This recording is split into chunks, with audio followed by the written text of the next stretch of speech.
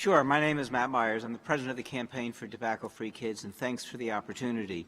We come at a time where there really is a crisis, and I want to thank Governor Baker, Governor DeWine, and frankly, a host of other governors here who have highlighted the importance of this and taken the strong action.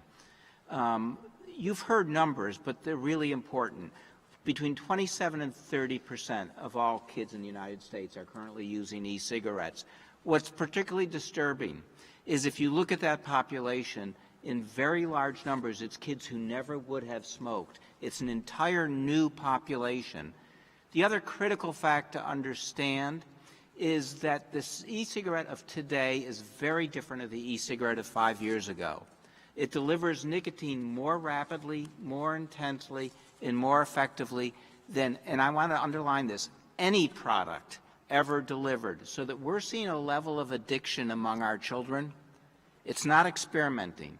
Kids are starting to use these products believing there's a safe alternative and finding themselves within a week or two heavily addicted.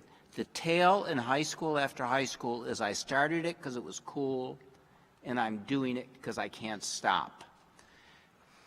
States have got to take the lead on this issue.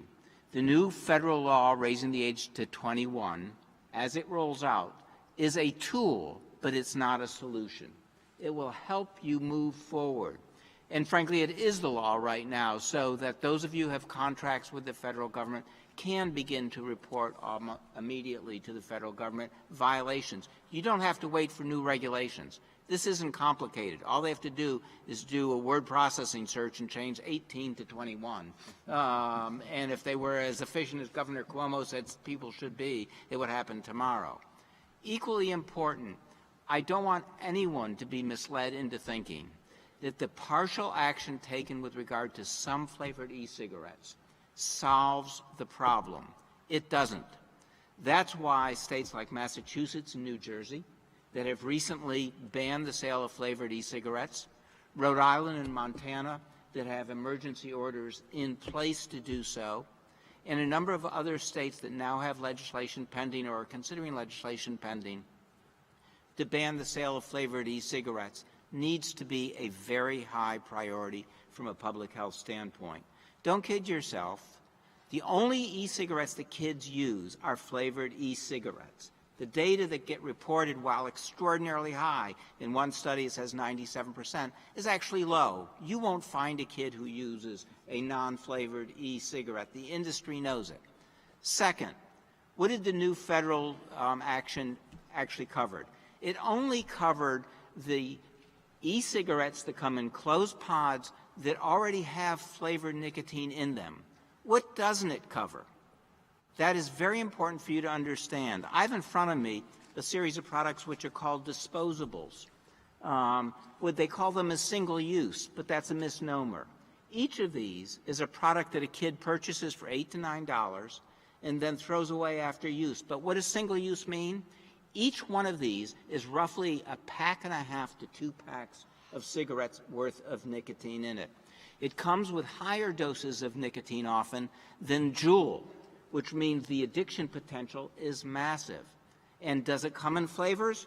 This one is blueberry, this one is mango, this one is cotton candy, this one is pink lemonade. None of these are touched by the new federal priorities. Second,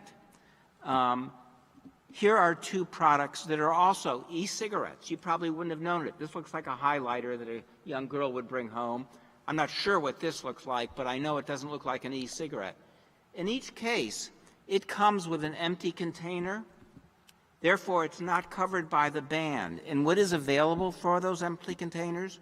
Well, here is a liquid nicotine that you pour into here. This one is cotton candy. I've got one that's strawberry, every flavor that you can imagine. These aren't covered. What you need to know is over 10% of the kids are already using these products, so that these products will serve as tomorrow's product for the kids. It is not going to take kids very long to figure out that if you like flavored e-cigarettes, they are as available today as they were yesterday. They are not covered by the new FDA rule, and by the time FDA gets around to it, your kids will be more addicted than you can conceivably imagine.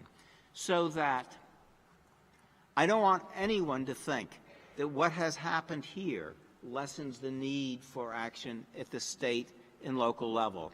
I think there's another point that I just want to make with regard to it.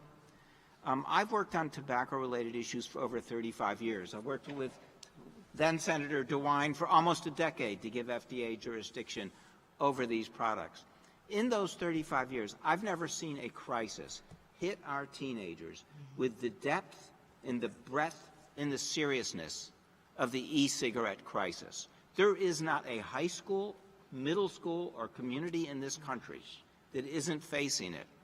The other thing that's important to understand is those who manufacture these products and sell them are very loud, and they're a very small number.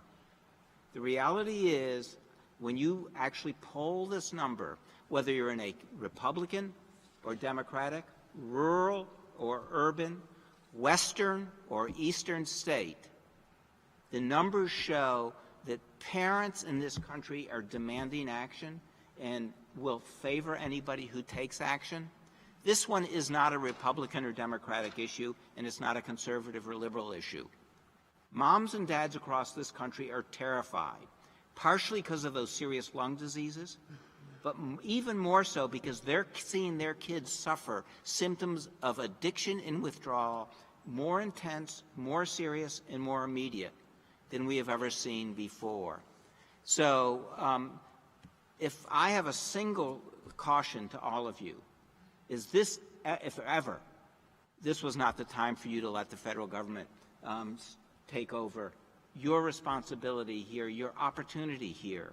Last year alone, 1.5 million more kids became addicted to e-cigarettes than the year before.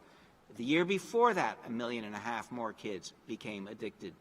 We have more kids addicted to nicotine today than at any time in this century. This is one of those crises that we know how to reverse it. Enact legislation on your own to raise the age to 21. Ban all of the flavored products without exception. What the industry doesn't tell you is that prior to the introduction of these flavors, those who were adults who were trying to quit were using tobacco flavor. Therefore, we're not taking products away from kids. Last point. The Surgeon General last month issued a report on e-cigarettes. What it found was very important. It found that the evidence is inadequate to conclude that e-cigarettes are actually effective at helping adults quit. So that by tackling this problem and protecting your kids, you will hear rhetoric, but the data says you are not interfering with the effort of adults who want to quit. The FDA has a role to play there. I hope they play it. But in the end, if action isn't taken quickly, we're all going to wake up in 10 years and wonder how 30 million of our kids became addicted to these products. So I want to say, I think all of us in the public health community, we at the Campaign for Tobacco-Free Kids, stand ready to help you any conceivable way we can. This is one of those issues that what you do over the next 12 to 24 months will impact the health of our children for the next 20 years. Thanks. Thank you. Thank you very much for your very insightful and compelling. Let me do one quick show and tell. Many people think I'm wearing an Apple Watch. Oh my gosh. Let me push a button on this watch, pick up the top, which actually tells time, take it apart, and it's an e-cigarette. Put it together, smoke it, and it's not covered by the new FDA action.